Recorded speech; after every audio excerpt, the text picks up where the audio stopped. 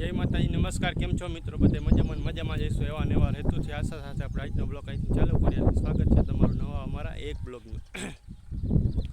તો સવારમાં ને ફરીથી આપણે વાડી આવી ગયા. તલીનું કામ તો કમ્પ્લીટ પૂરું થઈ ગયું છે.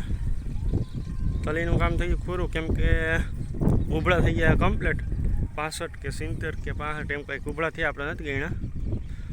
ભાઈ એમ કહેતા હતા.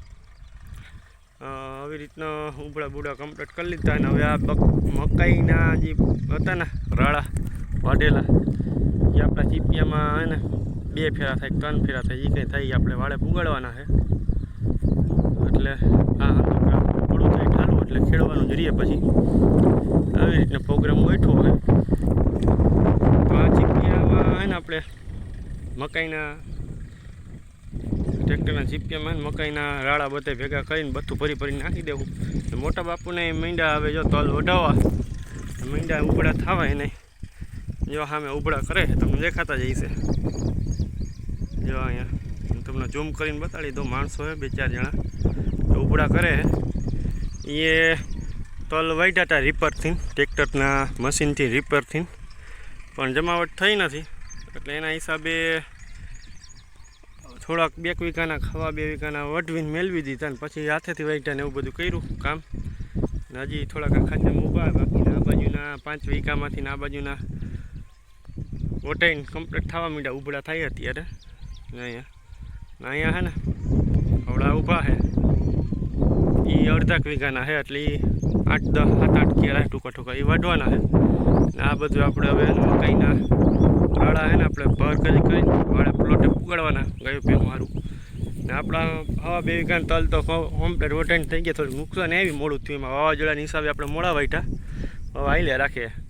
કુદરતના હાથે દેવું કોલાથી એ બહુ કોઈને ખાસ ખ્યાલ છે નહીં. એટલે ચાલો તો બન્યા રહીએ નવા વિડીયોમાં, નવા બ્લોગ સાથે, નવી વાતો સાથે. આપણે નવા કામના વ્યૂ લેતા હોય.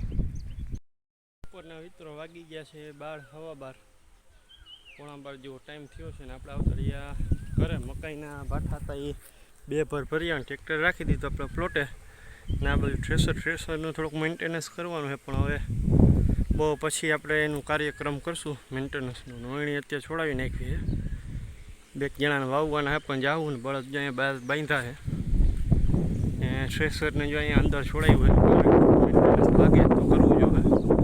જો ઇન્સ્યુલેટરનો બેલ્ટ છે તૂટી ગયો, હા પડી ગયો, 5-7 કટકા થઈ ગયા તો એ નાખવાનો છે. ને આ બાજુ ટ્રેક્ટર મારી દીધું, નોયણી પડી છે.